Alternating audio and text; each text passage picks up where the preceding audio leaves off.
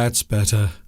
I love doing my live stream. I love it so much. It's rather like putting your feet into a comfortable pair of slippers that you've had for years and years and years.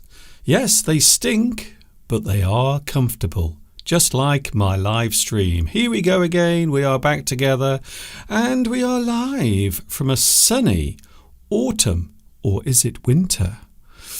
Birthplace of the English language. You know where it is. I know where it is. We all know where it is now. It is England.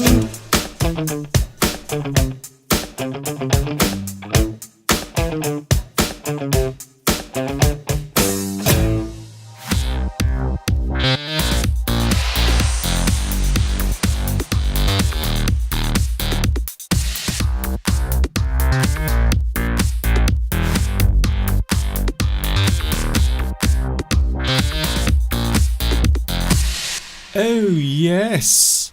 Yes, indeed. Yes, we are back together. Oh, how wonderful it is to be inside your computer device. Hi, everybody. This is Mr. Duncan in England. How are you today? Are you okay? I hope so. Are you happy? Do you have one of these on your face right now? Not one of these. I want to see one of these. Do you have a smile right now on your face? If you don't, do not worry, because I will try to put one on today. We are back together. It is the big month, as I like to call it. December has arrived. Pinch, punch. It's a new month, everyone. I hope you are feeling good today. My name is Mr. Duncan. That's me. That's what it says there on the screen with my lovely happy face. Do you like that picture? That is one of my best photographs that have ever been taken ever in my life. And I hope you like it. I talk about the English language. I love English very much. I wish I could marry it. But at the moment it is illegal to marry any words or phrases from the English language. But who knows? Maybe one day someone will see sense. Who knows? I have to say, now a lot of people doubt my manliness. A lot of people say, Mr. Duncan, you are not very manly. Can I just say now, I am very, very manly. I am 100% man. And I can prove it because today I have shaved twice.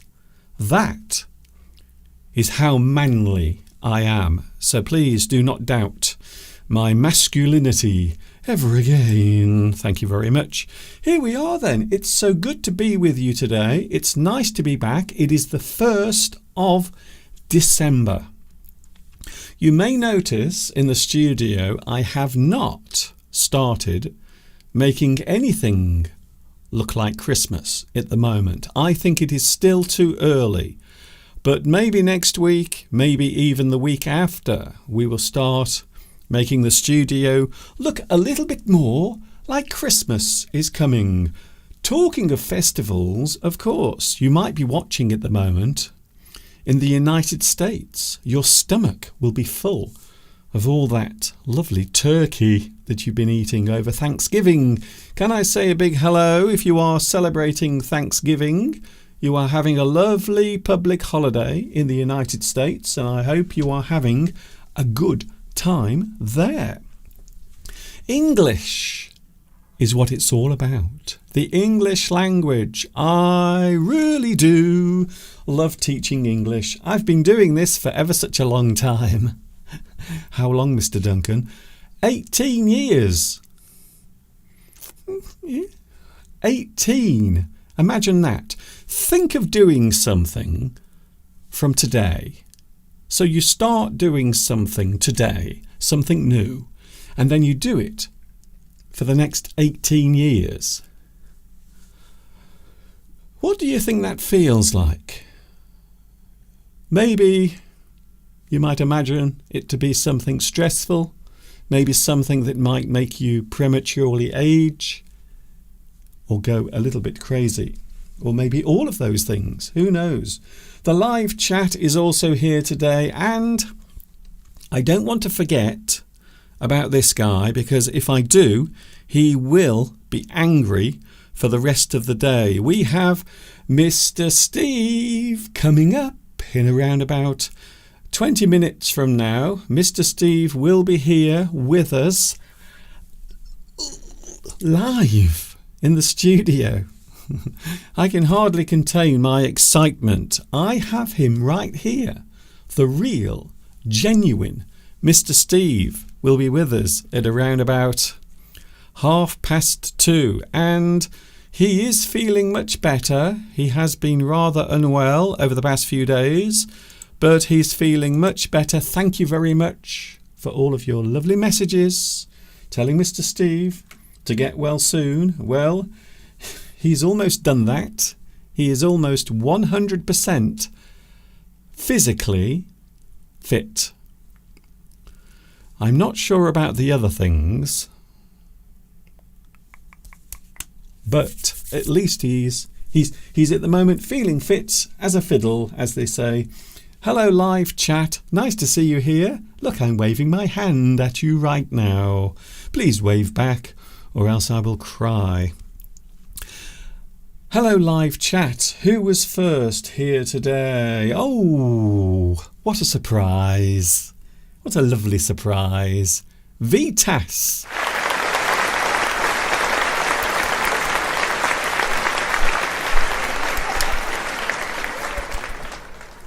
Well done, Vitas. You are first on today's live chat. What a surprise. I have to say, I'm very shocked. Well, not that shocked. Hello also to Beatrice. You were second, so I suppose I should say congratulations, Beatrice. You were second. Also we have Mosen. Hello, Mosen. Nice to see you back as well. And of course he is here also saying hello to us. Luis Mendez is here today. Is the sun shining in France? Because we have a lot of lovely sunshine at the moment. It's not autumn anymore. Today, the 1st of December, is the beginning of meteorological winter. So technically, winter has started.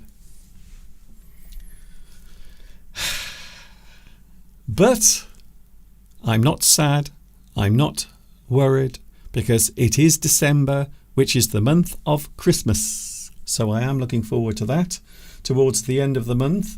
It has been a busy year as well. Normally, at this time of year, we will start thinking about the past.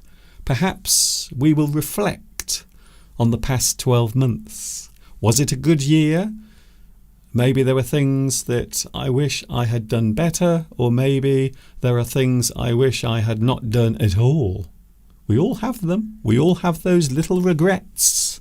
Even me. I think maybe I have more than most people, to be honest.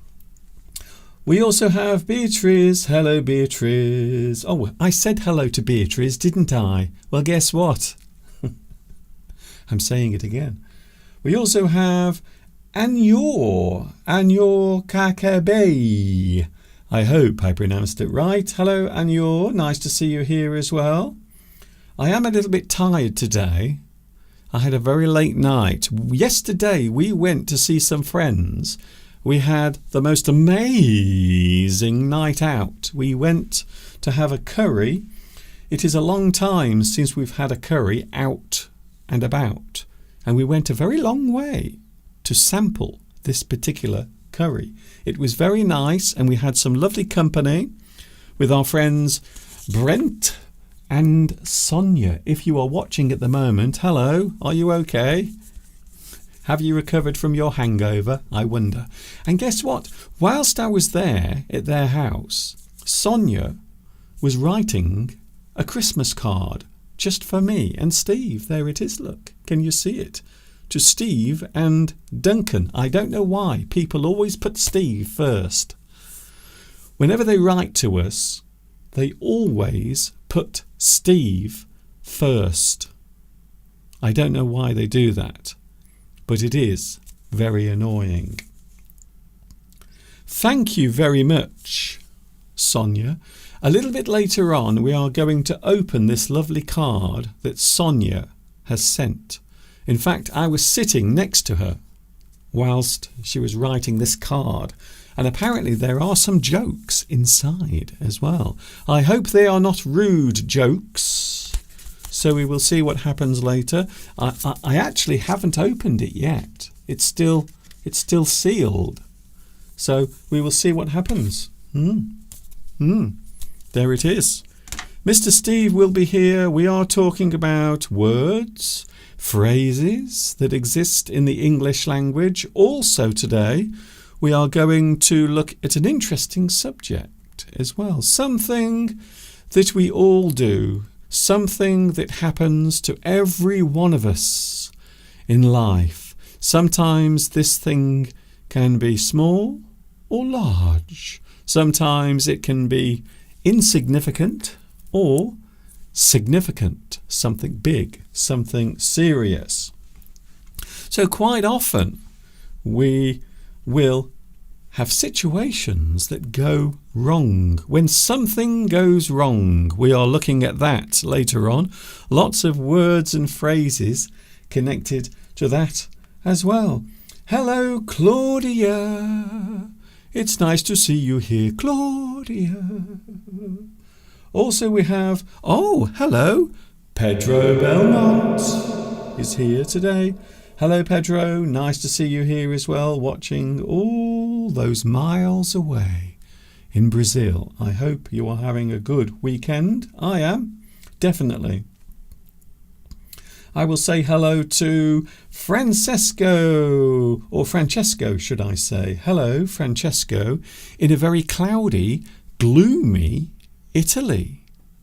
It is strange. Now, I was in Italy earlier this year with the Super Duper English Addict Rendezvous, and the weather was amazing. It was so hot, incredibly hot. But I saw some photographs on Facebook because lots of people enjoy travelling, and there is nothing I enjoy more than looking at travel photographs. And I saw some pictures taken in Italy very close to the Colosseum, and everything was covered in snow. And it looks so strange. I've never ever seen a photograph of the Colosseum in Rome covered in snow. It's the first time I've ever seen a photograph of snow covering the streets of Rome. It did look rather strange, to be honest. And of course you can get snow in many places as a normal occurrence, something that normally happens. When we talk about an occurrence, something happens, something occurs. The state of that thing happening is occurrence. So yes, it can snow in lots of places. I'm sure in the past it has snowed in the desert. I wouldn't be surprised because it can get quite cold at night, even in the desert. Who else is here today? Hello to V Square. V Square, steady care. I like that because it rhymes. Hello, Mr. Duncan. Hello to you. Faded 267. Hello, Mr. Duncan. What's up? What's up? I will tell you what's up. I am troubled by something. I know that I have a lot of people watching my live streams and also the recorded live stream in one certain place. And that place is here in the UK.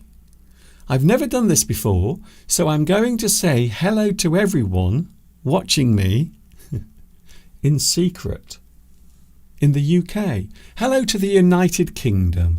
And I know I don't say hello to the place in which I live enough. So hello, United Kingdom. If you are secretly watching me at the moment in the UK, can you please say hello, Mr. Duncan?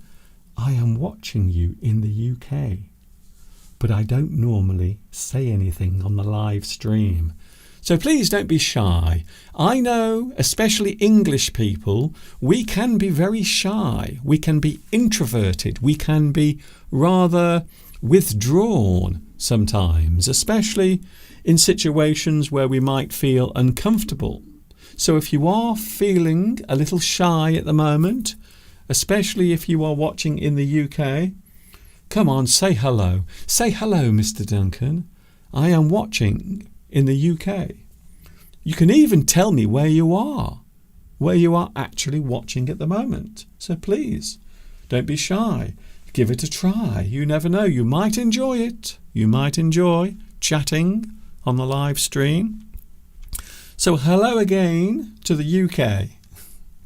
I know I don't say hello to you often enough. Here is a word. Can I show you a word? Do you mind if I show you a word? Here it is. Here is an interesting word. It is one that I've heard used recently, and it is a word that relates to something very serious, a serious thing, something that you might do that can get you into a lot of trouble. We all do it. We all get ourselves into a difficult situation. So here is the word. The word is, oh, Mr. Duncan, that's a very interesting word. Ooh, I'm going to look at it. Ooh, yes, very nice. The word is malign. Malign. To malign as a verb. So this particular word can be a verb and also an adjective. There are two ways of using this particular word. First of all, malign as a verb, to speak harmful untruths of someone, to speak of someone in a way that is both harmful and hurtful. To malign someone. So you are doing that thing, you are saying something that might hurt, harm, or cause some sort of upset towards another person. So this is an action we are talking about here. We are talking about malign as an action. And you might say something about your neighbour. You might say something about your friend to another person. You might say something harmful or untrue about a famous person. Now that is where you have to be very careful, because these days there are many laws that protect a person's dignity. So if another person is saying something about you that is not true, or if it is harmful, we can say that person is maligning, or they malign you as a verb. To speak harmful untruths of someone, to speak of someone in a way that is both harmful and hurtful. So not only do you hurt them, maybe emotionally, you can also harm their reputation. You take away all of their dignity. So malign is a very serious action, to be honest. You do have to be careful when you start saying things about other people, especially those who are in the public eye. A lot of people these days like to go on the internet and they like to write all sorts of things. Sometimes those things are true and sometimes they are not true. They are completely false. It can happen. Also, you can malign, or something can malign or appear wrong or evil. Maybe the effect or the feeling of something that might cause harm. As an adjective, we can say that evil in effect. Something is happening. So when we talk about an adjective, It is the appearance or the feeling of something. I don't like the feeling that thing is giving me. The active presence of something wicked. Talking of which, a lot of people keep asking me, Mr. Duncan, have you seen Wicked yet? Have you been to the cinema to see Wicked? Why do they keep asking me that question? Why do people keep asking me if I've seen Wicked? Why? I don't know why. So evil, in effect, it is a sensation, the feeling a place might have a malign atmosphere, something that does not seem right, something doesn't feel right. Also, as a verb, we can use sentences. So here are some examples of sentences as a verb. All they ever do is malign me with their criticism because I'm not perfect. All they ever do is malign me with their criticism because I'm not perfect. So you can be hurtful towards someone. You say things about them.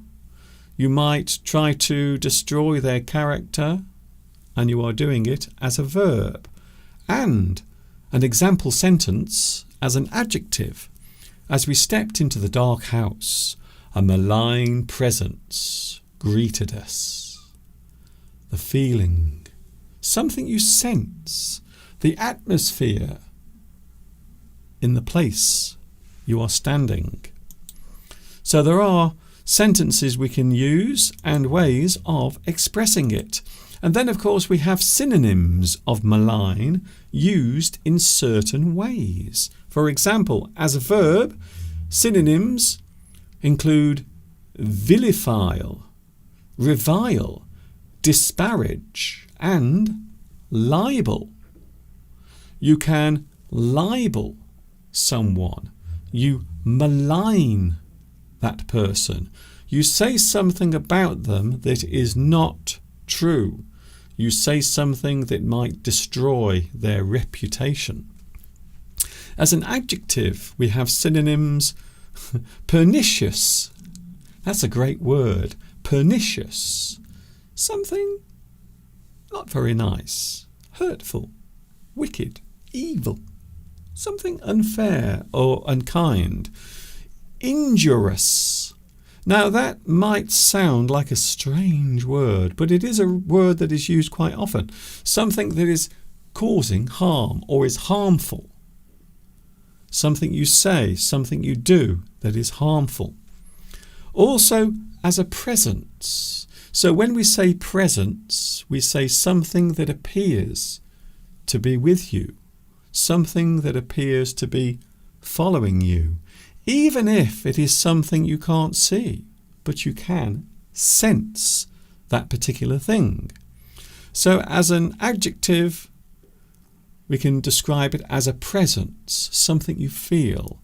And that thing can be described as malevolent. Something that is malevolent is evil, possibly harmful. It is the sensation or the appearance. Malicious is another word. There is a very powerful word. A person or something that is causing or will create harm to you. We can describe it as malicious. Something hurtful, something nasty, something horrible. But, Mr. Duncan, where does that word come from? The word malign actually derives from Latin and literally means, what does it mean? It means bad and harm.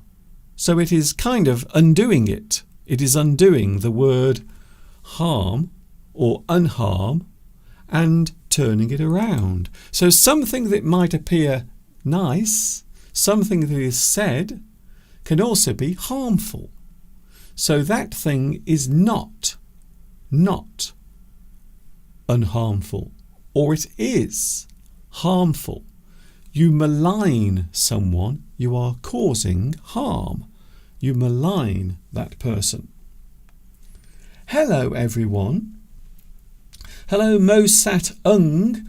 How to learn English from your videos. I love the English voice. Thank you very much. Well, you've almost answered your question. One of the best ways to learn English is to listen to English being spoken. And of course, if you follow something that a person is saying by reading the captions. So my live streams are very unusual because you can follow the live stream with captions. And you can watch the live stream later with captions as well. So there is always a chance for you to listen, to watch, and also quite often you can read the captions on the screen as well.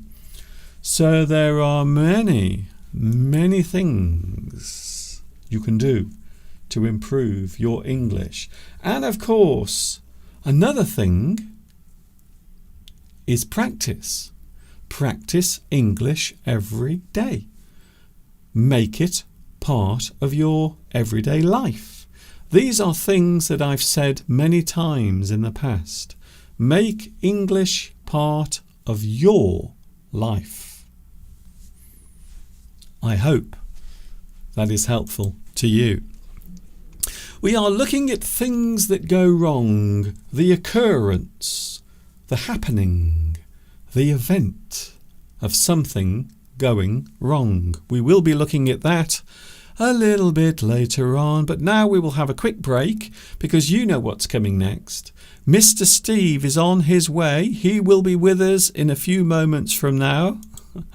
So I hope you are looking forward to seeing Mr. Steve right here on your screens on this Sunday afternoon. This is English Addict Live.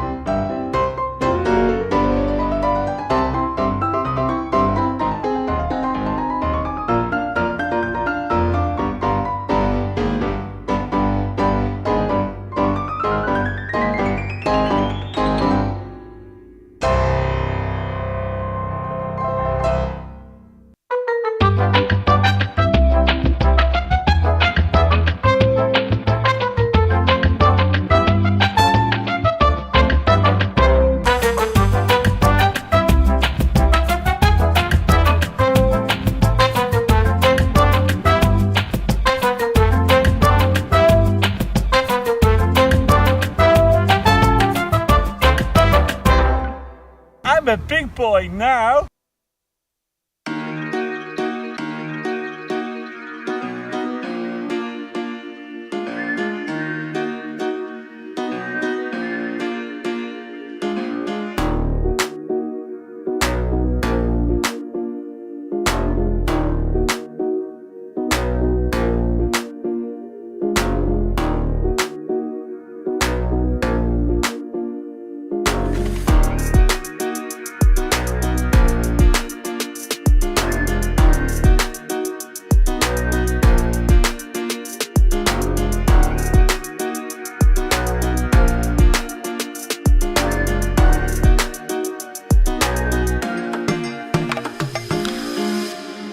I don't know why, but my stomach is making some very strange noises at the moment. English Addict is with you, and he is on his way. For those who are wondering, where is Mr. Steve? Well, you don't have to worry any longer, because he is coming up right now.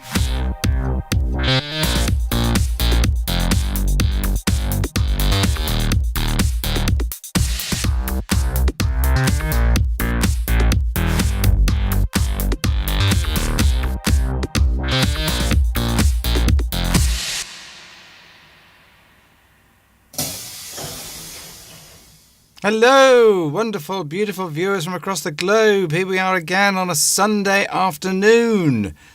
Mr. Duncan, we had a late night last night. So, let's hope we can keep the energy up for the next hour and a half. I think so.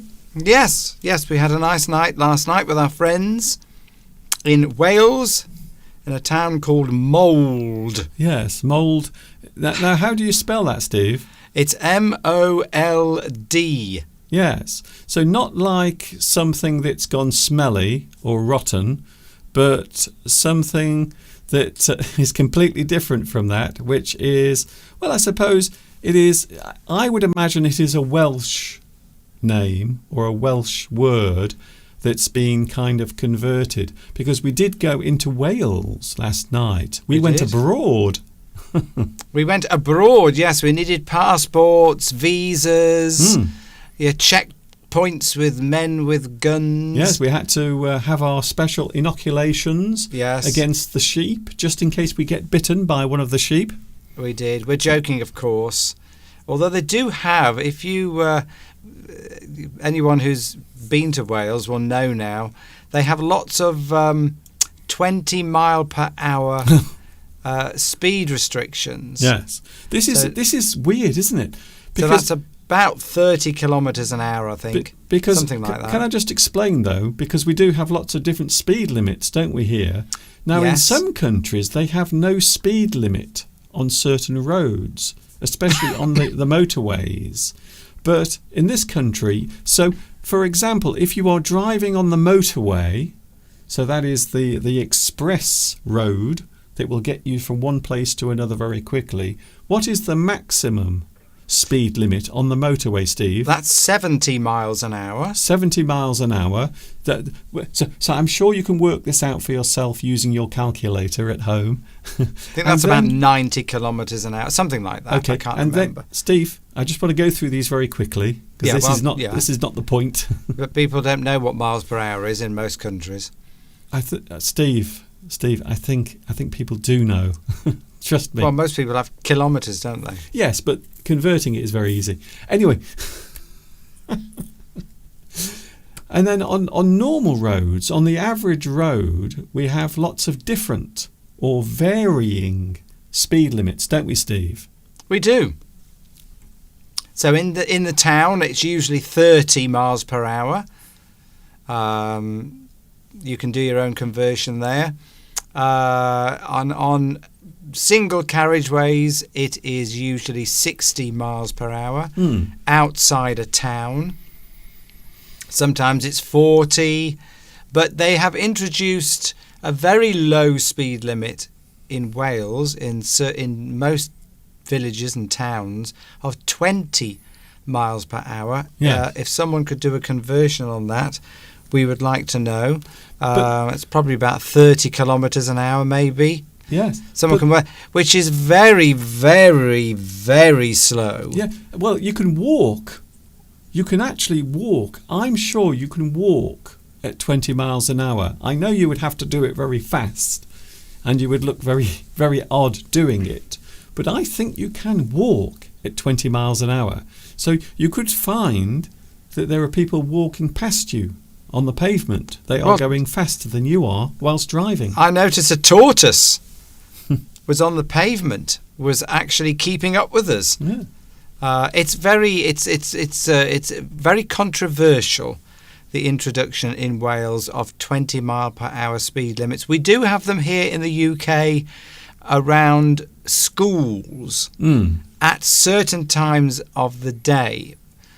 When the children are going to school and when they're coming back from school, you have to go 20 miles per hour past the school, Yes. lights will flash to tell you. But other than that, in England, there are not 20 mile per hour limits. So that is very low. So just in certain places like past schools, as you go by a school, they have these safe zones where everyone has to slow down. But in Wales, they are everywhere, and it feels really strange, doesn't it, Steve? It feels like you're not moving. And I would imagine in Wales there must be a lot of funerals or funeral processions that are fined for going too fast. Because I would imagine that funerals or funeral processions, as everyone is moving along in the very slow-moving procession, I would imagine even they might get speeding tickets. yes, it's quite. The problem is it's within probably I would say every half a mile or a mile, the speed limit seems to constantly change. And there are cameras to try and catch you out. And of course, if you don't know the area, so 1 minute it's 20 miles per hour, 1 minute you're doing 60, then it's suddenly straight down to 20. Then, for no reason that you can see, it goes up to 30. And then it goes back down to 20 again. Then it goes up to 40. Then it's suddenly 20 again. Then it's 50. Then it's so confusing. I mean, I know why they've done it for safety, but really it's just too much. That is the reason why they've done it, because I would imagine there might be people who are driving too fast and causing accidents. And of course, we know where that can lead. But people who speed, they'll speed anyway. Yeah. It could be, even if you raised it from 30 to 50 miles an hour, people would go 70 through the towns. The people at a speed will always speed. And anyway, we were told by the locals that everyone ignores the 20 mile an hour limit. Well, I suppose you do until the police stop you or you are caught on one of those hidden cameras. And even the police don't like it, and apparently they'll let you off up to 30, even if it's in a 20. But what about speed cameras? Well, this is it. You see, the locals know where the speed cameras are. Yes. So if you're going through a Welsh village and you think, good grief, 20 miles an hour, I've got to go down to 20. The locals are so close to you, bipping their horns and flashing their lights, because they know there's no speed camera. You don't know that, but they know. Yes, so they're getting quite annoyed that you're out of the area, sticking to the speed limit. But that's the problem, isn't it? They do it because they know you will always go slowly, because just in case. Because there is nothing worse than getting a speeding ticket through your letterbox. Oh, we're always getting those. And these days, Mr. Steve is always getting them. And these days, I hope you're enjoying Mr. Steve's cough, by the way. He's been practicing all day. I've been practicing for 3 weeks. You've almost got it to perfection now, Steve. And these things might seem strange or unusual, but I suppose they are there for a reason, and that is for safety. But we did have a lovely time, even though it took us 6 hours.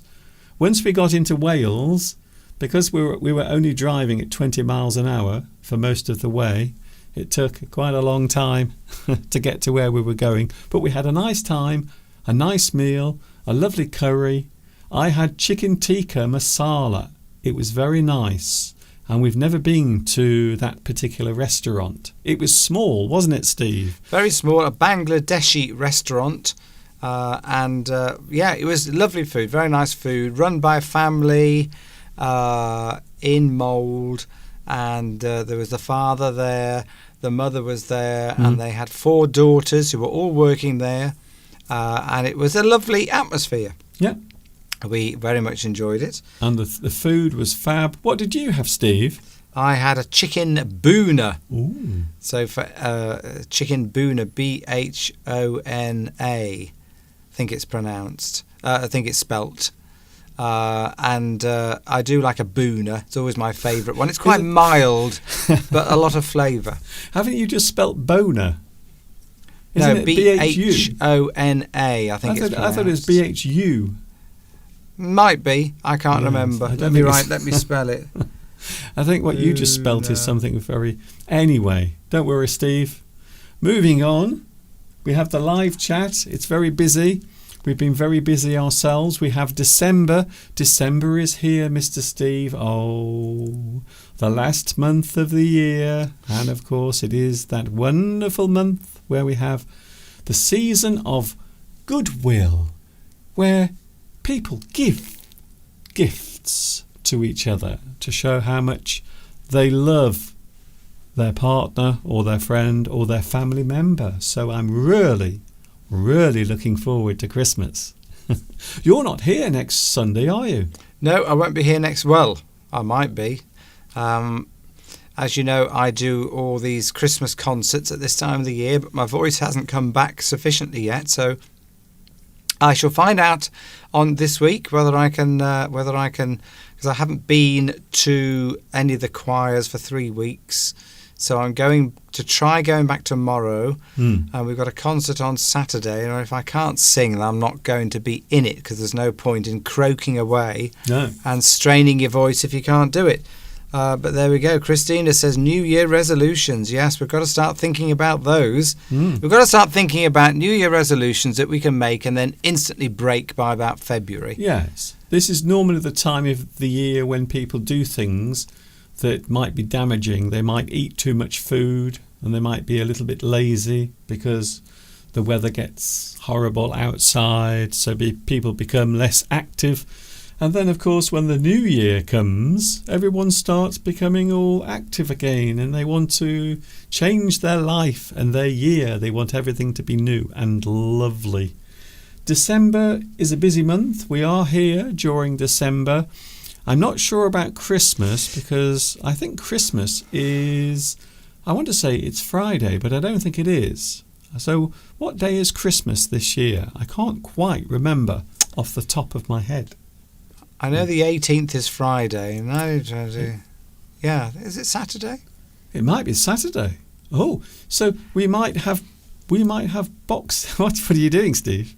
I think it's Friday. It's Friday. I'm counting it on my fingers like a child would do. Oh my goodness. I'm glad it wasn't over 10, because then you would have to take your shoes and socks off. By the way, something I was going to mention earlier, but I didn't mention it. Have you ever noticed, Mr. Steve, how strange feet are? Feet? Feet. Aren't feet weird? Now, when you're young, you never think much about your feet, do you? You never really think much about your feet and the fact that they serve a very important purpose in your life. But it's only when they start going wrong later in life that you realise just how important they are. There you see. Feet are funny, and I think they are. Of all the parts of the body that we have, Steve, I think feet are the strangest, because they're just at the end of your legs, and then they stick out at a very strange angle, especially my feet. Now, I know what you're going to say, Steve. My feet are very big. I'm tall, but my feet are incredibly long, and I have those very strange long toes as well, don't I, Steve? Yes, you've got this ability. Your feet are like they're almost like sort of giant rackets. When people go onto this snow in olden days, they used to strap what looked like tennis rackets to their feet. Yours are a bit like that. You've got this ability to stand upright for large periods of time because I think your feet distribute your weight very evenly over their large surface area. And of course, yes, your toes, which are more like fingers, are able to sort of keep your balance, I think. But I really do think that feet are very strange things. You never really think much about them, but they really do take a lot of punishment, don't they, when you think about it? Because quite often we cover them with our socks, and then we wear shoes or boots. And women, this is the worst part of everything. Women have to put their shoes or put their feet into the most uncomfortable shoes just for style. Well, yes, you can get all sorts of problems, can't you, by trying to force your feet into stylish shoes. I remember when in the 70s there was a big fashion for platform shoes. Oh, yes. High heel shoes with very high heels, and lots of girls used to wear them to school, and used to break their ankles because they would not fall over, but their legs, their feet were so far off the ground that they would. The foot would sort of go under them, and they would break their ankles. There were lots of cases of that when I was growing up. They twist their ankles. Twist their ankles. Christina says, what about stilettos? Yes. Well, yes. Not only are they uncomfortable to wear, not that I know that, by the way, because I am 100% a man. I have to shave twice a day. That's how manly I am. But they're also very good if a man annoys you as well. Stilettos. You can give him a little kick with your stiletto shoe. Can I say hello to Aziz-Jean? Hello, Mr. Duncan. It is my first time on the live stream. I found your YouTube channel recently, and I'm watching your videos, especially 31 Days of October. Ooh. These lessons are helping me. A lot of people don't even realise that I have playlists of videos that I've made over these past 18 years, and there are playlists, and you can watch them as many times as you want. They are free. They are completely free of charge. They don't cost you anything to watch. So there it is. So thank you very much for your lovely message there. I found your channel recently, and that is Aziz-Jean. Now, I'm not going to try and pronounce your second name because I know I will get it wrong. Please tell us which country you're watching us from or in. We would like to know. I'd also like to say hello to Hackerson, who put a message on earlier. Hackerson from Poland. Oh. Are you still on? Are you still watching us? So I want to say hello to you as well. We'd like to say hello to new people, as well as to all our very loyal viewers that come on week after week, that post questions and comments on the live stream. So thank you very much for that. By the way, I think I got the date wrong. I think Christmas is on Wednesday. Oh. I think the 18th is the 18th. Yeah, there we go. I like to use my fingers. I think it is a Wednesday. So there we go. But yes, please tell us where you're from. We'd like to know where you're from. Are you telling me that Christmas Day is Wednesday? Apparently, that seems to be the consensus on the live chat. That's it. You know what that means, Steve? That means we are going to have to be here live on Wednesday, Christmas Day. So there it is.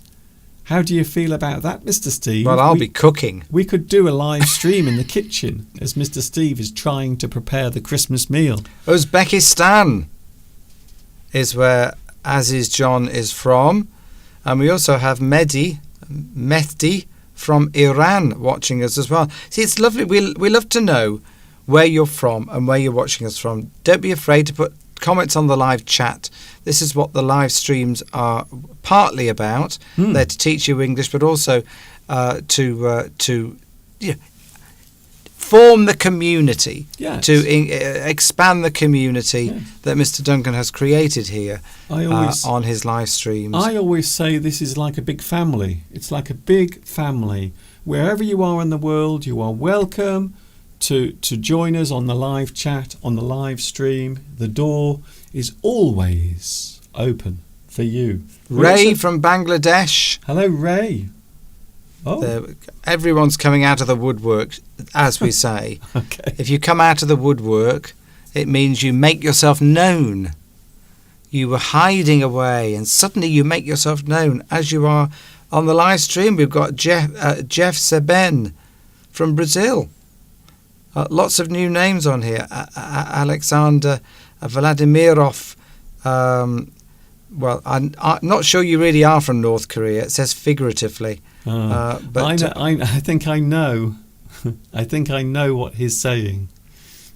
I think so. Okay. If I'm correct, yes, we understand what you mean by that. I'm not sure I do. You can tell me later. Mosen Karim from Saudi Arabia. Josep Solar. Where are you from, Josep? Please tell us. I can turn in your show. You can appear. Yeah, you can take part in the show. Yes, you can tune in. You can tune in. Yes. Isn't it wonderful? This lovely community that we have here on English with Mr. Duncan. English Addict to give it its correct name. Do you know there is a strange anniversary taking place at the moment? It is now 1 year since we started using the new set. A year ago. Can you believe it? So we've been using this new setup with Mr. Steve in his comfortable corner. A lot of people ask, why is Mr. Steve not with you on the camera? It's a very simple reason. Mr. Steve gets very tired these days. It's his age, you see. So I've given him what I like to call Mr. Steve's comfy corner. So we will admire your comfy corner. There it is, lovely and comfortable. Oh, it's bliss. You've got a big comfortable chair to sit in, and I think it looks very comfortable where you are sitting. This chair is about 100 years old. It is? It was my grandparents'. I remember it being in their home. It's probably not 100 years old. I don't know how old it is. Okay. You know what? For a moment there, I was really impressed, and then I stopped being impressed. Well, I remember it being in their home in the 1970s. Oh no, we had one. So it's probably, so say they had it in the 50s. Well, 70 or 80 years. 70 odd years old. Yes. Can I just give you a statistic that will blow your mind? 1974 is now 50 years ago. That is incredible. Half a century. 1974 is half a century ago. And I can remember 1974. I was only 9 at the time, but I can remember it as if it was just yesterday. 50 years ago. So I think, you know what, Steve? I think you might be right about that chair. I think that chair might be 80 or even 90 years old. I might take it to put it on eBay or take it to an antiques dealer. Yes. I don't think it's worth anything. We've got loads of people on the live chat. Maurizio's here, Vitas is here, Lewis is here. We've seen Beatrice. Franco Ferrari is here. A lot of people that we met up with in Italy last year are all saying hello to each other. And I suppose we should also mention that next year we are doing it again. We are having the English Addict Rendezvous. We will be in Paris, and, as I said last week, we might even have an extra rendezvous somewhere else, because we are planning to have 2 trips. So we will be in Paris for a short time, and then we might be going somewhere else. So there might be 2 opportunities to meet up. If you can't make it to France, there might be another chance for you to meet up with us. So we are looking forward to announcing that, and we are really, looking forward to meeting up. Hello. Face to face. Pardon? Face to face. Face to face. Mano a mano. Yes, Torpong is watching from Thailand. So hello to you too. Everyone's coming out of the woodwork. It's wonderful. What are we talking about today, Mr. Duncan? I always feel a little bit sad because quite often I forget about Thailand. I don't know why, but sometimes I forget about it. When I'm generating my language translations, and I know I do this, and now I feel really guilty about it. But sometimes I forget to add the Thailand or Thai captions. So now I feel really bad about that. But Mr. hello Duncan. to Thailand. Don't worry, I haven't forgotten you. Today, Mr. Steve, we are looking at when things go wrong. And let's face it, in life, quite often things do go wrong. Things sometimes don't work out the way we expect them to work out. Sometimes things don't go the way we planned. And things can go wrong. So that is what we will be looking at a little bit later on. Lots of things still to come. Another thing I want to ask before then, as we approach 3 o'clock, it is coming up to 3 o'clock, everyone.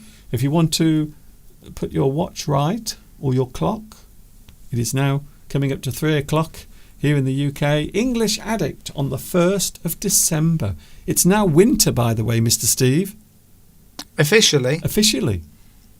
Winter. Well, it doesn't feel like it today. It's very warm here in the UK today. It's wet, but Yeah. it's warm. Yes, it's quite strange, but winter has arrived. It is no longer autumn here in the UK. Here is an interesting question, Mr. Steve. Now, you don't know that I'm going to ask this question. You don't know that I'm going to ask this. But I'm going to ask this question now, not only to Mr. Steve. There he is, looking wonderful and radiant today. Look at that. Doesn't he look amazing? I wish I felt wonderful and radiant. He's glowing. I'm obviously acting. He's glowing. But here's the question, Mr. Steve. You have no idea what it's going to be. And there it is on the screen. Who is your idol? My idol. That's a very, very easy question for me. Yeah, but I'm also asking it to everyone out there. Now, a lot of people have an idol. Now, this is an interesting word because quite often, traditionally, certainly in its original form, idol was something you worshipped. Idol was a type of sculpture or an image, a thing, an icon is another word we use. So we often use the word icon nowadays when we are generating a small image that we put next to our names. Normally, if we are sending an email or something we are putting next to our name to identify or to show how we appear. Idol these days often means someone, I would say, Mr. Steve, to be fair, an idol these days is often someone famous. Would you say? Yes. Somebody that you respect, somebody that you admire, somebody that maybe does something you'd like to do, somebody that maybe teaches you something about life, somebody that you respect for what they've achieved, for what they've done. Maybe they've helped people. It may not be that they are, a superstar actor or something, or actress. I think you just say actor these days, don't you? I don't think we say actress anymore. But yes, it could be somebody that you know very. It could be one of your parents. Quite often you hear people say that their idol is their father or their mother. It doesn't have to be somebody famous, but quite often, as you say, it is, because then people can relate to it when you mention this person's name that is your idol, or somebody that you look up to, respect, admire for what they've done in their lives. Yes, I think it's also fair to say that quite often or in its original form, it was always a religious thing, a religious symbol, or something that actually exists that you look up to. Now, there's another way of putting it. Maybe a person you look up to, a person you admire, or a person you feel is helpful to you in some way, or maybe just someone you like quite a lot. They can also be your idol. We often think of teenagers, don't we, Steve? Teenagers will often have their idol. Yes. Normally a pop star or an actor or actress. Usually somebody that they are maybe attracted to, in love with in some way. Sometimes they might describe those as an idol and have pictures of them on their walls of their bedroom. We've all done that when we were growing up, I'm sure, when your hormones are coursing through your body and you've got all these strange emotions that you didn't have before, and it's very easy to have an idol as somebody who is maybe somebody that you think is very attractive. Yes. So we often think of idols these days as people who are famous or in the public eye, and certainly from a younger perspective, a person who is maybe in the entertainment industry, a singer, a songwriter, a performer, an actor. I would imagine nowadays, I'm trying to think who would be described as an idol nowadays. I suppose we would say, now I remember years ago we had people like Britney Spears. Who remembers Britney Spears? I think everybody probably does. She was a huge idol. But nowadays, of course, we have Taylor Swift. Everyone has gone Taylor Swift crazy. Of course, you're right. If you're a religious person, which we obviously do have many people on here who subscribe to different religions, who are born into different religions, different cultures, and it's not surprising that Jeff says that Jesus Christ is their idol, and obviously a Christian person there. But if you are from an Islamic country, then like Farzana says that the Prophet Muhammad is their idol. So could be a religious leader from history, could be a current religious leader. Yes, so doesn't have to be a pop star. Yes, I think worship is a good use of that word as well, because we often say that people worship a certain popular person or a celebrity. They actually have fans who worship them and they follow them everywhere. But of course, again, in its traditional sense, we are talking about the religious aspect from whatever that belief system actually is. So there is always a central character or a central figure. An icon is what we often use that nowadays as well. So you can be an icon of movies or an icon of music. We often think of films, don't we, Steve? Yes. I think you can name, I bet Steve can name maybe 3 iconic movie stars straight away. Go on, Steve. Marilyn Monroe is obviously one. Steve McQueen would be another one, and probably who's a really famous actress, Bette Davis. Oh, I mean, I'm going back. These are people from when stars were really stars. I suppose also you're showing your age. I'm showing my age as well. Somebody recent. So these days you'd have Harrison Ford. Yes. And that guy who played James Bond, the one who always looks in a bad mood, Daniel Craig. So you might say that they are people, but this is I would say this is a shallow use of the word idol. So it's not in its original form, but we do often use this to describe a person who is very much admired. And we have some examples as well. Let me just have a look back. I don't have any idols, but when I was young, my idol was Mickey Mouse. Interesting. Yeah. Yes, I suppose so, if you are young. Alexander says, my idol. Well, idols are prohibited in Christianity. My heroes are... Oh, heroes. That's another good word we can use, isn't it, Steve? Yes, heroes. But of course, in religious terms, an idol it's slightly different meaning, isn't it? Because certainly for the Christian religion as it was developing, then you weren't allowed to worship other gods or idols. That's it. In that respect, the idol meant a god or some other god, because before Christianity came along, people were worshipping all sorts of things. And then we came to just be worshipping one God. Yes. So in that respect, yes, you're right. You can't, in a religious sense, you don't want to be worshipping in that way, in a religious way, an idol, meaning in that respect, it means maybe a physical manifestation of some other deity. Steve, it's the central figure.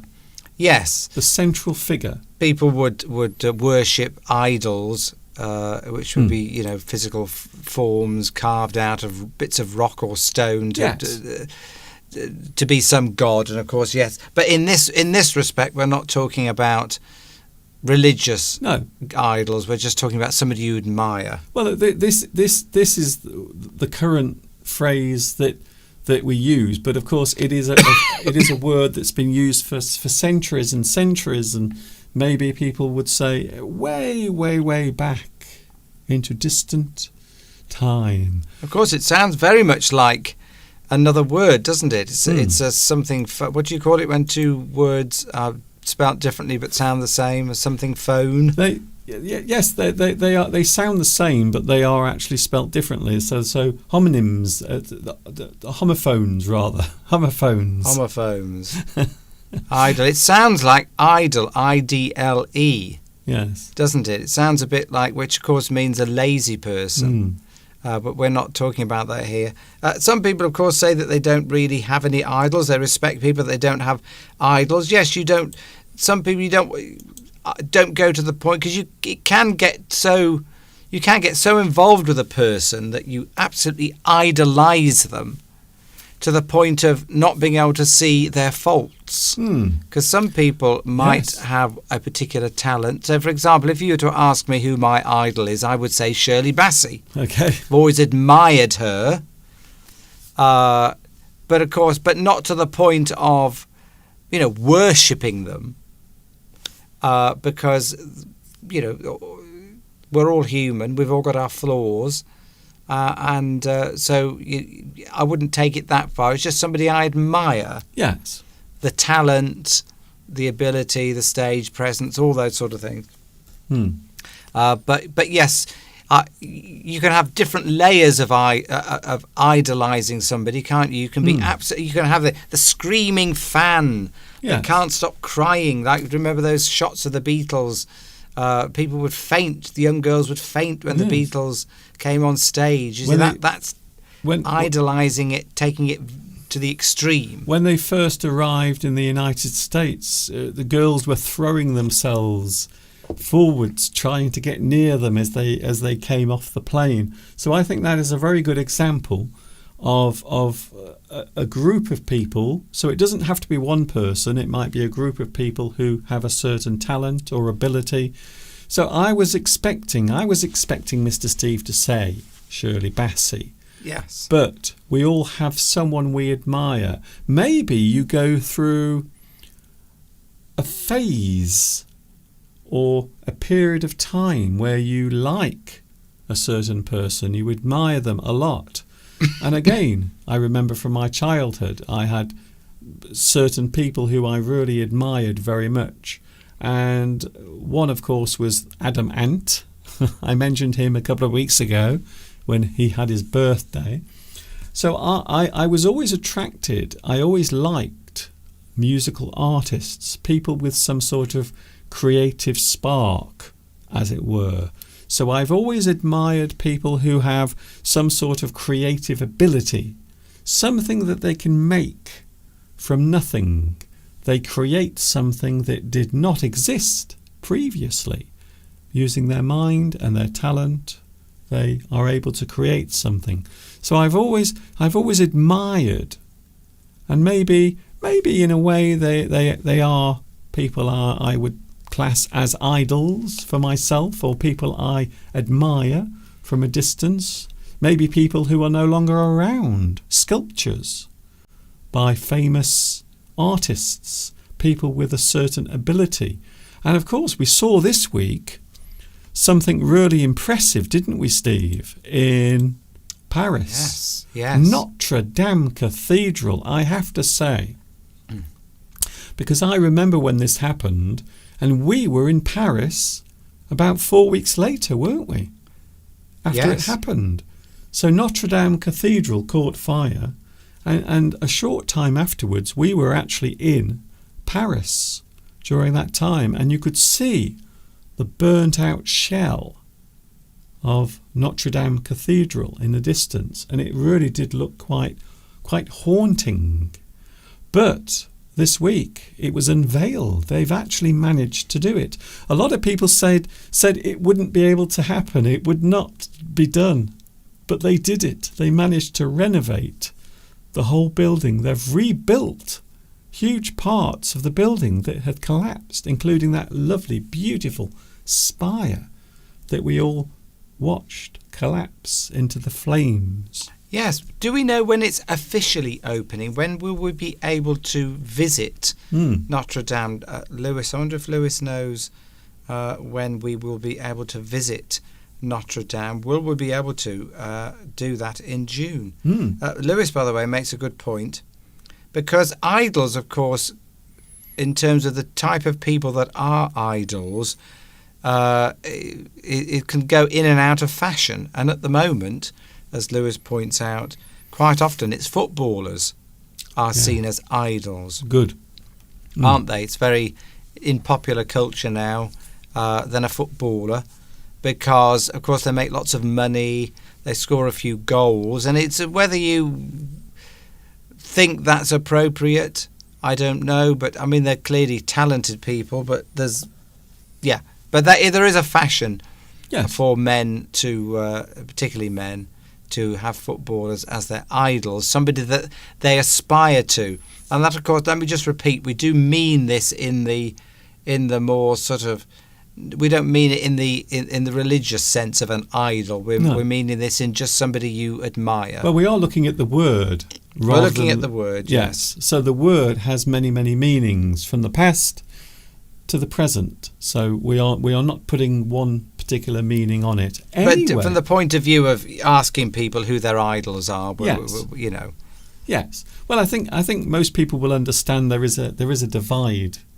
So I suppose we wouldn't class Taylor Swift as someone who will be prayed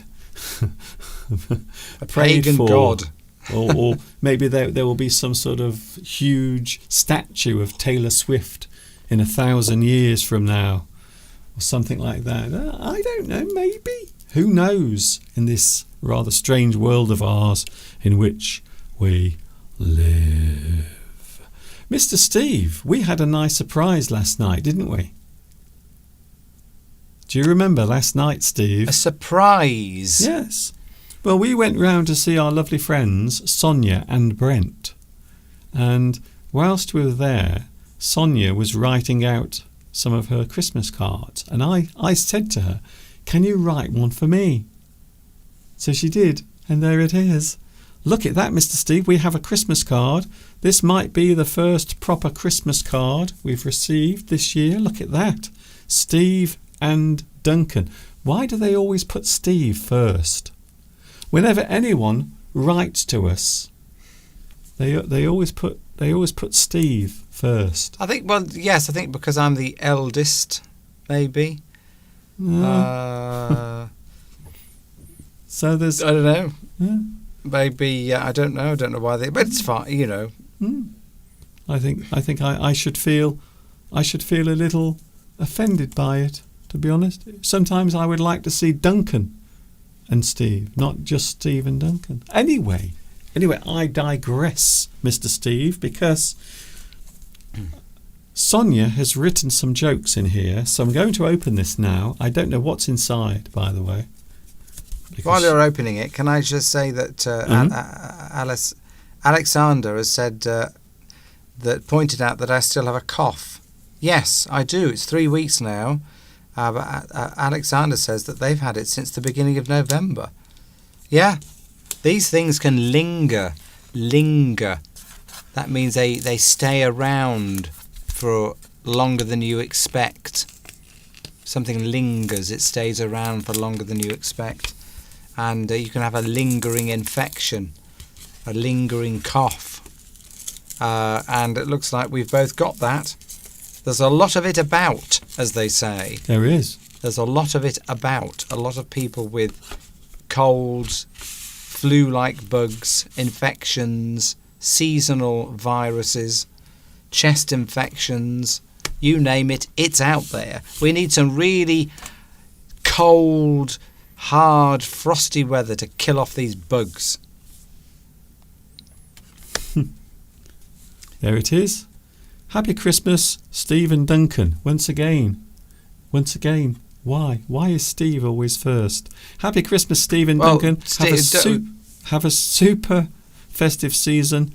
Love from Sonia and Brent. The other reason I think they always put my name first is because they know me first. All these people, most of the people that send us cards are my friends, so they know me first. There we go. So they put my name first. Yeah, there we go. Some nice reindeer there. Yeah, actually, it's a joke, you see. It's a joke. Now, I've just realised there is actually a really naughty word on the front of the card. I've just noticed. So I'm going to have to cover it with my finger. There we go. So if you look what's happened there, you can see there is Rudolph, the red-nosed reindeer. He has a very shiny nose. And the one behind, for some reason, has a brown nose. And it says there, please, Rudolph, go easy on the brakes next time. So I would say, oh right, maybe that might be a little rude. You see. So Rudolph has a red nose, and the reindeer behind him has a brown nose. Well, yes, we'll leave that to your imaginations. Yeah. Sonia likes to make her own cards, Christmas cards. She's quite artistic. She does painting, so like Beatrice does, and Sonia likes to make her own Christmas cards. And they're always I've kept them all for years, for decades. And because she always makes a special effort when she writes out her Christmas card. She doesn't put to Stephen Duncan from Sonia and Brent. She puts some little jokes in there, some little drawings, and something I think that Sonia should have done more of was to done more with her talents as an artist. Something which we know Beatrice has pursued very successfully. I think you've got to have a dream, and you've got to you've got to envisage that dream and make it reality. Definitely, Steve. There are some jokes on the back. Oh, jokes! Are these very corny jokes? I don't know. We will see what happens. A corny joke is like a very sort of simple but bad joke. Okay. I'm just going to try and find my laughter. Where is my laughter? Ah, there it is. I just want to test my laughter. Yes, it works. Here we go then. Are you ready for some jokes? Yes. Here we go, Steve. What type of photos do elves take? What type of photos do elves take? Now, when we talk about elves, we mean those little cute characters that help Father Christmas to wrap his presents. Father Christmas's helpers, the elves. Does anyone out there know the answer? So what type of photos do elves take? The answer is Elfies. Elfies. Elfies. So that's like selfies, but because it's an elf, it's an elfie. Yes. Get it? It's a bad joke, but sort of you sort of laugh. These corny jokes like this, you can sometimes guess them. Here's another one, Steve. What falls but never gets hurt? What falls but never gets hurt? It wouldn't be an elephant, would it? I think if an elephant fell over, it would definitely hurt itself. What falls or falls down or falls but never gets hurt? It's a tough one. Yes. So this is more like a riddle. This is a riddle rather than a joke. What falls but never gets hurt? Oh, Alexander. Oh. Oh. Oh. There we go. Well. Fancy pants. Alexander Vladimirov. Yes. Snow. What a clever person you are. And Beatrice as well. Snow. Oh. Snow falls, but it does not hurt itself. But look at Valentin. Darkness. Oh, that's a good one. That could be another answer. Darkness falls. Yes. Or we use that expression to say that that night is coming on. The sun has gone down, night's coming on, darkness falls. Yes, across the land. But of course, it doesn't get. It can't be hurt, can it? So yeah, pretty good. Why?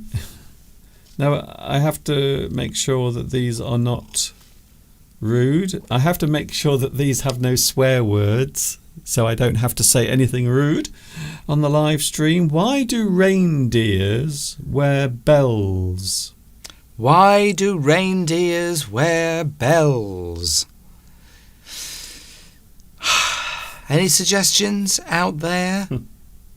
Why do reindeers wear bells?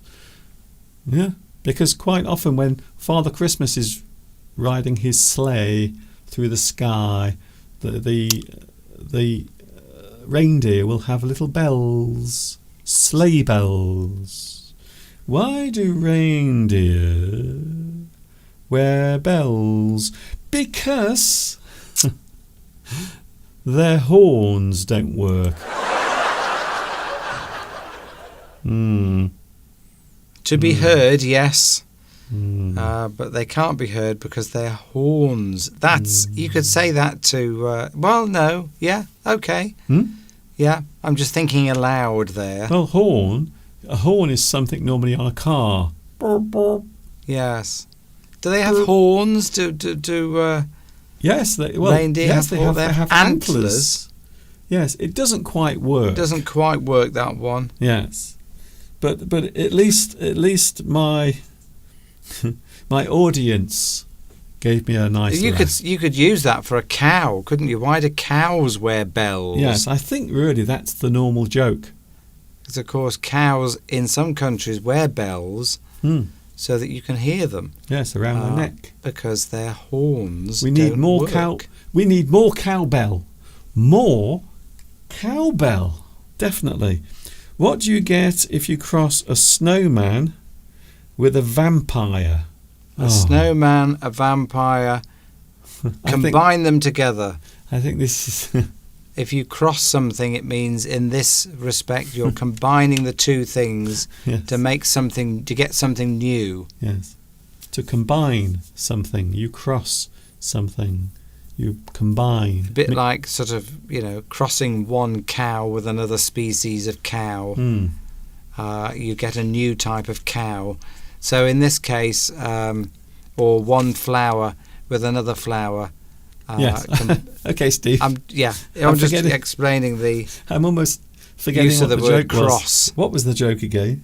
What do you get if you cross a snowman and a vampire? Snowman and a vampire. Put them together. What do you get? The answer is frostbite. Frostbite. Right, okay, yeah. Because the snowman is cold. The vampire bites you. Put the two together. Frostbite. Yeah, because you're cold. We all know what frostbite is, a medical condition. When you're exposing your fingers and toes to the cold. They freeze. Extremities. They freeze. I haven't the foggiest idea. See, there's a good phrase, Francesco, that you've put on the live chat. Duncan said, "What's the joke?" The question, and your response is, "I have not the foggiest idea," is a phrase that means "I don't know." I don't know. But that is a phrase we use in English quite a lot. I haven't the foggiest idea. It means I just haven't got a clue. I don't know. I don't know. I haven't got even a clue. Not the slightest idea is what you're saying. If you just say, I don't know, you're just saying you don't know. If you say, I haven't the foggiest idea, it really means, I really just don't know. I just don't know. I haven't got a clue. I haven't the foggiest idea. Here's the last one, Steve. Of course, it's like fog, isn't it? Nope. It's all misty. You can't tell what the... I'm just explaining that, Mr. Duncan. Good. You did a good job of that, Steve, by the way. A wonderful... Oh, here's a good one from Vitas. Well, of course, Vitas... Let's not forget, Steve, Vitas is the resident comedian on the live chat. And poses, what do you get when you cross a bunny and a Rottweiler? Just the Rottweiler. Yes. Because the dog Rottweiler has eaten the bunny. Yes. What do you call someone who is scared of Santa? Shouldn't we be doing this on the 25th of December? I'm sure there are lots of others, Steve, and we will have lots and lots of Christmas cards, I hope, this year sent to us as well. We might receive lots. Who knows? What do you call someone who's scared of Santa? Scared of Santa. Scared of Santa. Somebody who's scared of Santa, what do you call them? Actually, this is quite a good one. I like this one. I think this is quite a good joke. This might be the best of all of them. This might be the best joke. Is it the last one? What do you call someone who is scared of Santa? Is it something to do with claws? No. You might be right, Steve. Here we go. I'm going to give you the answer because we're running out of time, basically. We are. Claustrophobic. Oh. Does that work? Scared of Santa? Because claustrophobic means you don't like going into small spaces. Well, that doesn't matter. It's just a play on the word. Oh, right, okay. It's not taking the definition with it. It's just taking the fear of something. There's a joke in there somewhere. Yes. So if you are claustrophobic, claws, of course, like Santa Claus. There it is. I've got it on the screen. Santa Claus. There it is. You see, you are claustrophobic. That's actually quite good. That's a good one. I like that one. That doesn't quite work for me. That's intelligent. That's a clever one. I like that one. So can I say thank you very much? There's more. How many? Which of Santa's reindeers has bad manners? I think this one's quite easy. Which of Santa's reindeers has bad habits or bad manners? I haven't the foggiest idea. It is Rudolph. Yeah, Rudolph. Okay, right. Rudolph. Moving on. Yes.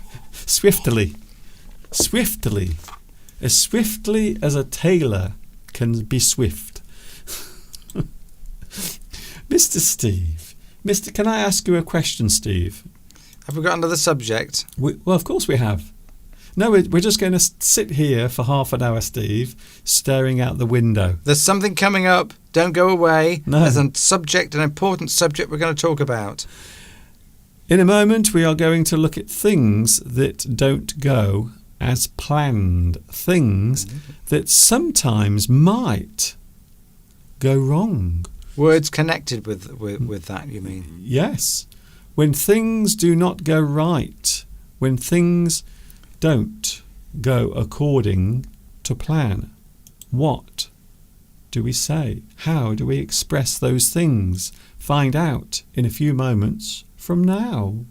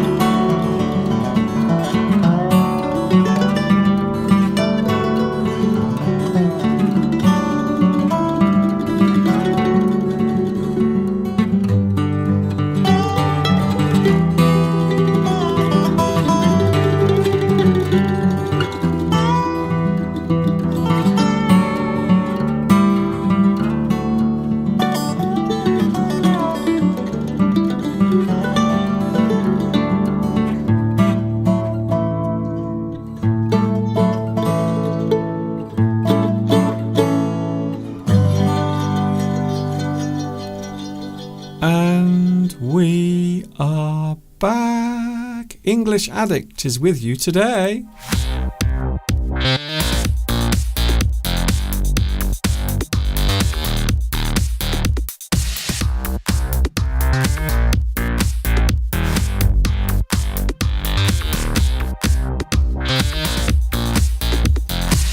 Yes, we are here live, myself. And of course, there he is, Mr. Steve. Mr. Steve. They call him Mr. Steve. You would not believe some of the things that Mr. Steve does. You know, we drove back yesterday. It was probably, we didn't get back here till nearly 1 a.m. 1 o'clock in the morning. 1 o'clock in the morning. I was surprised how many cars there were on the road. There were a lot of cars on the road at that time of the night. Early hours of the morning. Yeah, the early hours of the morning we came back home, and I was a little tired this morning, but okay. I managed to get everything done. I was a very busy bee all day, and I still am, in fact. But you are right, Steve. Yes, there were a lot of cars around, and there's nothing nicer. There's nothing better than driving around, is there, in the early hours of the morning, because there are very few cars on the road. It makes everything much easier if you drive around in the middle of the night. I think so. But, well, I thought so, but there were a surprising number of cars. I have to wear glasses now when I'm driving at night because as you get older, your eyes, well, mine anyway, when the light levels are low, everything goes slightly out of focus, which is a little dangerous if you're driving. It's fine if there's lots of light. I've noticed that when I'm reading during the day. During the daylight, it's fine, lots of light. but when it gets darker, I have trouble focusing Hmm. on things. It's something to do with maybe I've got cataracts or something. I think it's normal, though, isn't it? As you get older, your eyes do change. They become a little weaker. And you know what's going to happen now, Steve. Everyone is going to want to see you wearing your driving glasses. Well, Not today. they're in the car. I know they're in the car, but we're not today. We can't do it today. But we might do it next time Mr. Steve is here, which will be in 2 weeks, because there is, as far as we know, there is no Mr. Steve next week. But don't worry, because the week after, we are going to do it all Christmassy. Are we? We are. We will be, because we'll be getting in the Christmas mood. Lewis says, I don't like driving at night. Yes, a lot of people, as they get to a certain age, I've got lots of friends around the same age as myself now that do not like to go and drive at night anymore.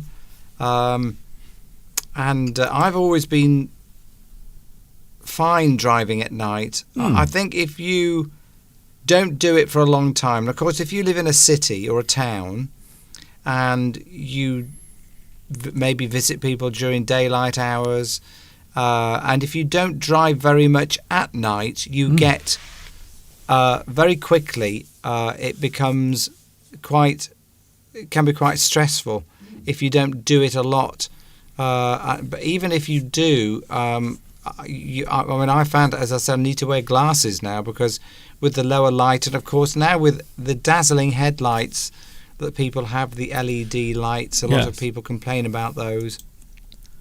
But yes, I think as you get older, I think most people I know, when they get older, find it difficult to drive, particularly in these days when the street lights everywhere, lights on the motorways, and then if you suddenly go into a country road where there's no lights, it can be quite scary at times. And as I say, with the very bright lights from LEDs, modern headlamps now, that's it. Make it quite difficult. But it was interesting, if nothing else. And Mr. Steve will show you his glasses when he returns in a couple of weeks from now. Now we have a subject, Mr. Steve, to talk about, and okay, we are looking at making mistakes or getting things wrong. And I will put something on the screen for us to look at. Oh, look at that! There is a lot going on there. In that picture, there is a very worried looking cat on the screen saying, "It's gone wrong. It's gone wrong," which is something we might say when something does not go to plan, when something does not go very well. We can say that it's gone wrong. For example, these boats look like they've gone wrong as well. They're lying on their sides. They are not upright. So things can go wrong in life. It is a fact of life, as we are about to discover right now. The best laid plans of mice and men often go awry. Do you know who said that, Steve? That's a famous author. I don't think it was Shakespeare. No. Pepys, Samuel Pepys. Try further north. Further north. In this country. Burns, was it? Robbie Burns? Ooh, well done. Yes. Really? Robbie Burns. Good, Burns, I mean, yes. Robbie Burns, yes. He wrote that. I think it's 1781. It was the late 1700s that Robbie Burns wrote that. He also wrote it in very broad Scottish. So that is actually something that often is quoted. But in fact, in the original poem, in the original thing he wrote, the text is very different. Scottish. The Scots accent, or the language used in Scotland, is very hard to work through. It really is quite complicated. So most people these days will say the best laid plans of mice and men often go awry, which means that things go wrong, even if you put a lot of care and a lot of attention into it. Quite often things will go awry. It's a great word, isn't it? Yes, so that people often shorten it to just the best laid plans of mice and men, and then everybody knows the rest. They paraphrase it quite often. Yes, it means that no matter how much you might plan for something, it can still go wrong due to something unforeseen, or something you hadn't planned for, or something just random that happens that you didn't know or didn't anticipate was going to happen, despite the fact that you really delved into this and really planned for something. Like it could be a wedding. You planned for a wedding, plan everything, and then you forget to think about the weather, and everybody's sitting outside in a field, and everyone gets muddy because the forecast was going to be good, but then it suddenly changed, or something goes wrong. You're going out somewhere to an important appointment. You've planned for maybe an interview, for a job. You've planned everything, and then your car breaks down on the way, and you could say, "Oh, the best laid plans of mice and men." There's another law, isn't there? Is it Murphy's Law? Oh, well, what I was going to say, Steve, there, you can shorten it even more. So a lot of people will say the best laid plans without saying anything else. So most people will recognise this particular passage without even saying it completely. So we might even say, you know what they say, the best laid plans. Yeah, so you're using that phrase as an explanation as to why things go wrong. You're saying that in a chaotic world, you cannot predict for everything. No. And sometimes things just will go wrong because you can't foresee every eventuality in something that you're planning to do. Sorry, Steve, what were you going to say? Is there a law called Murphy's Law? Now, that's a bit different. It's a bit different, but it's similar in that, if something can go wrong, it will go wrong. Is a sort of a folklore sort of. I think is it called Murphy's Law? Someone can look it up. No, you're right. Murphy's Law is if something could go wrong, it will go wrong, and that's kind of saying that. In a situation where everything has to go well or has to be perfect, you can almost guarantee that there will be problems. And we often say that's Murphy's Law. Whatever could go wrong will go wrong. It's almost like you're saying that the gods are working against you, and you're almost sort of saying that somehow that things are that there's some kind of energy or spirits are working in the background to sort of deliberately make things go wrong. If something can go wrong, it will. I think it's more about odds, the odds of things happening. Anyway, moving on.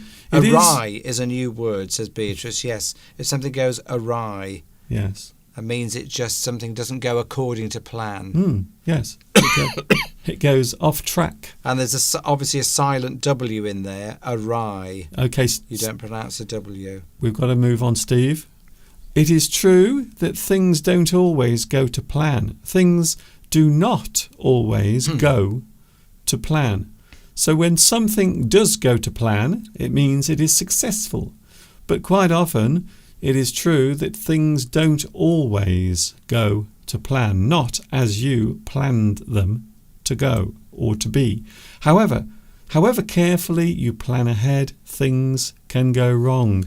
So I think it is fair to say, Steve, no matter how much work, how much preparation, no matter how hard you concentrate on all of those things, there is always a chance that something will go wrong always. Now, one of my favourites, of course, is something that you plan, maybe an event. And I'm sure you know what I'm going to say. Maybe you plan some sort of event outdoors during the summer. Because you always assume, don't you, that during the summer months the weather will be nice. So you plan something for outside, an outdoor event. However, maybe you plan everything carefully, but there is one thing you can't plan, isn't there, Steve? The weather. The weather. Well, you can to a certain extent, but often it could be wrong. But you don't plan the weather, though. You don't plan the weather, but you can plan for it. Yes. Which is a different thing altogether. That's it. So even if you have a wonderful event prepared during the August bank holiday, perhaps, it might rain for the whole weekend. But yes, you're right, Steve. That is a good point, by the way. That is a good point. You can have something in place or something ready to replace that thing. So even if something goes wrong, sometimes it is best to have a second plan. You are right. A problem. So we are looking at some ways of expressing this now, Steve. You can have a problem, a difficulty. I like this word, snag. You can have a snag, a hold-up, or you can have a glitch. So those are some very interesting words. I suppose we know the word problem. You have a problem is something that you have to solve. A problem is something that is presented to you that must be solved. There must be a solution to the problem. So a problem can be mathematical, it can be a question, or of course it can be a situation that you have to put right. And then we have a difficulty. Difficulty. Once again, difficulty, it can be something not too hard or not too bad, or something very, very bad. So we often talk about difficulty when there is a situation we are in where there is a certain problem taking place, isn't there? Yes, a difficulty. Yes, something.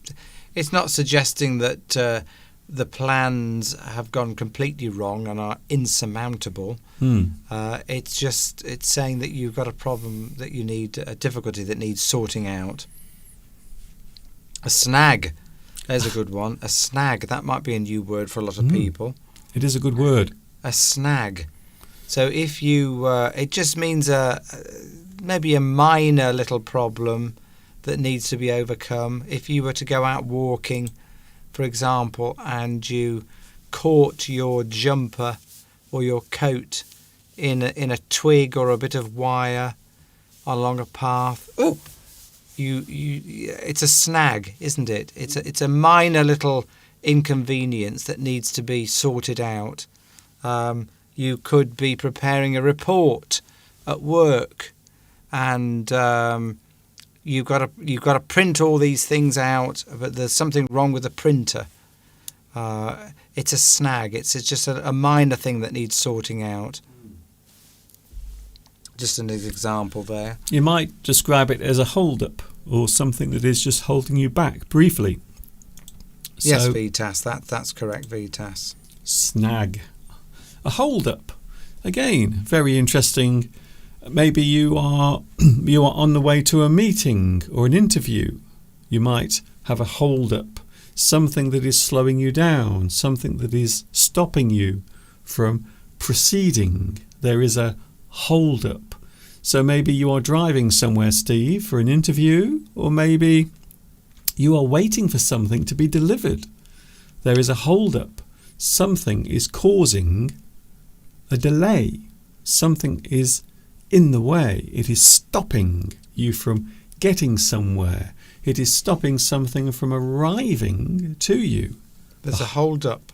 You've ordered something off an online site, ordering site, and you think it's going to come the next day, and then you get an email to say there's been a hold-up because the item that you ordered is either suddenly gone out of stock, or there aren't enough vans to deliver it to you, or some reason, a hold up in your order because something's gone wrong in the production process, or it being delivered to you, or something like that. It means it's usually temporary. Yes. A hold up suggests that you weren't going to get something when you thought you were. Instead of coming in 1 day or 2 days, it's going to take 3 or 4 days. Could be longer. And of course we have glitch. Glitch is interesting as well. We often use glitch these days when something electronic goes wrong, something mechanical, something we are using, a certain tool or something. So you can have a glitch, or something that is not functioning as it should, something that is suddenly going wrong. You have a slight fault in the system, or maybe in a certain process that should be taking place. Maybe nothing major, but it's something that isn't going how you would like it to. Like, for example, Mr. Duncan sometimes does the live streams and there's a glitch in the system. He can't, maybe there's a slight delay in the sound or something like that, or it's something that needs correcting. Could be the sound, or the picture's not quite right because there's a setting that's not right somewhere, or the internet might not be working properly. A glitch, a sort of an annoying but relatively small but annoying problem that doesn't stop you doing what you're doing completely, but is probably unexpected. It's a bit like a snag in a way. But a glitch is, as Mr. Duncan said, sort of specifically tends to be used for sort of electric or electronic problems, something to do with technology. These days you use the word glitch. Something that should be working isn't. Yeah, something that should be working that isn't. That does happen to do with technology. That does happen quite often. Yes. Here in my little studio. The problem can occur at any moment, before, during, or after. So that is interesting. It's an interesting point to make. A problem, something can go wrong before, during, or even after. So even after something, there can be a problem. Even after you've finished, even after that thing is over, you could still have some sort of problem or difficulty. Now that does sound strange, but it does happen. You can have a problem after the thing has occurred. So before, during, and after, and I think that's fairly easy to express. Something planned might fall through. Now there is an interesting phrase. We often use this, don't we, Steve, when some sort of arrangement or plan is in place. Maybe people have to meet in a certain place at a certain time. Maybe something has to occur at a certain place or a certain time. But something might fall through. Yes, you could be you could be a salesperson trying to get a deal sorted out with a company to for them to buy your products. You think it's all going very well, but at the last minute they decide not to sign on the dotted line. You could say the deal has fallen through. It means it's something fairly catastrophic has happened. Yes. For them to not go through with the deal. So everything was planned, but sadly it all fell through. Maybe you are selling your house. Maybe there is a deal that is going to take place, but at the last moment it all falls. Somebody pulls out. Somebody decides there could be a question that they've asked and the answer that you give them isn't what they like, so they pull out. They end what they're going to do with buying the house. If they pull out, it means that they decide not to do it anymore, and that the deal falls through. But as you say, you could be meeting up with friends. It could be a Christmas party, but it all falls through because the restaurant, too many people, for example, cancel because of illness, or the restaurant says that they can't do it on that date anymore or on that time, and everybody says, well, I don't want to do it anymore. So you can say, oh, the meeting's fallen through. Yeah. Here's another one, Steve. We will try squeeze. I will try to squeeze a couple of more in before we go. An arrangement or a planned event will not go ahead. Something you were planning to do will now not happen. It will not go ahead. We can use words such as cancelled. You cancel something. So if you look in red, we have the word cancel. Something you were going to do is not happening anymore. Or of course we can say it has been cancelled. You can call off something you were going to do. You have changed your mind. Now it will not happen. A meeting. Let's call the meeting off. Let's call it off because something's gone wrong. There's been a problem. The meeting was called off. The race, the football match was called off due to bad weather or something. And then we can abandon something. You might abandon your plans. You might abandon your intentions, something you are going to do. Here's an interesting one. Abort. Now that's an interesting one because abort means to stop something whilst it is happening.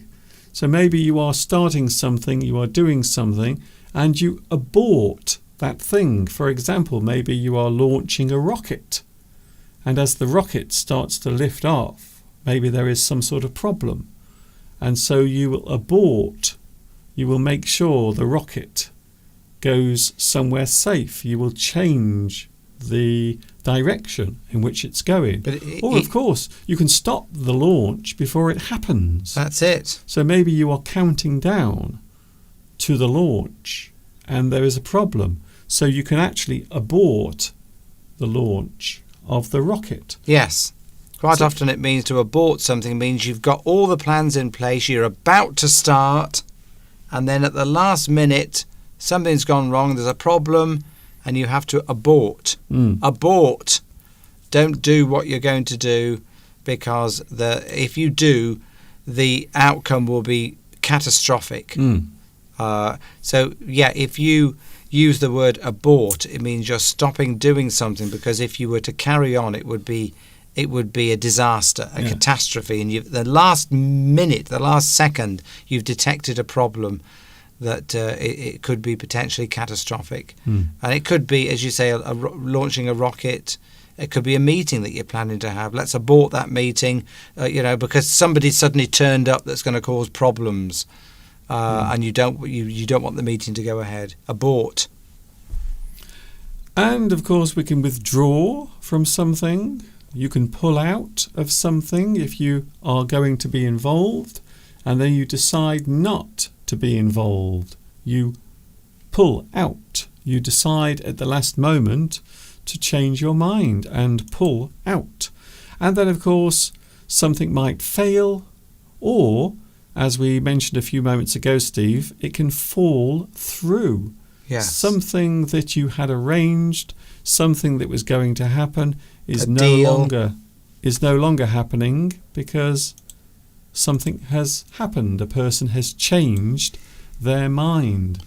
Talking of things that have fallen through, we have fallen through the moment where we have to go.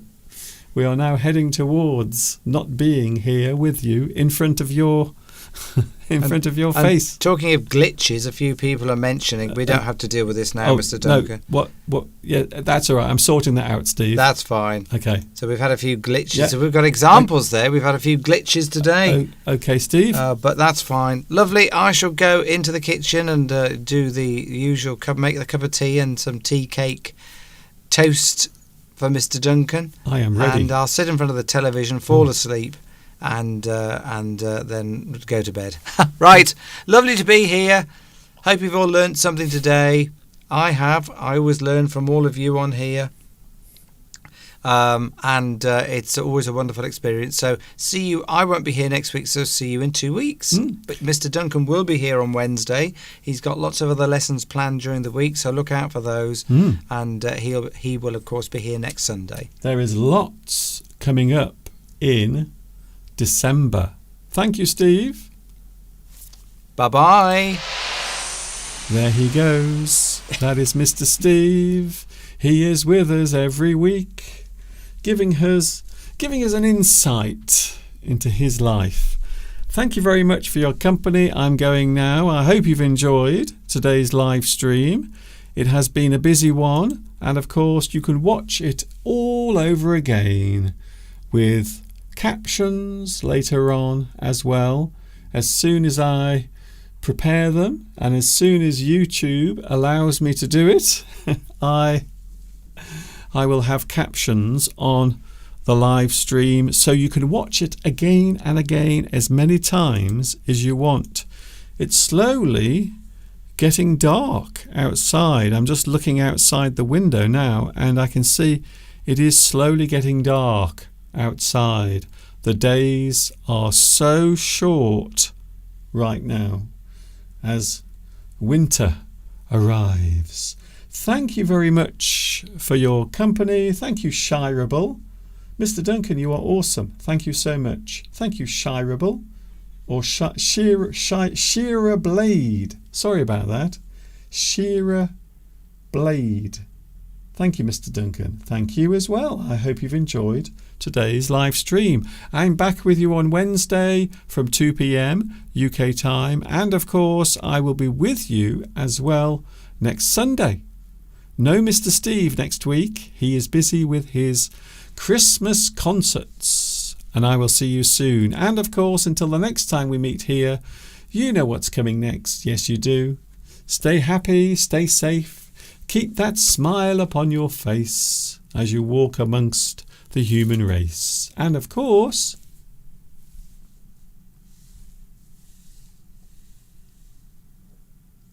ta-ta for now. See you on Wednesday.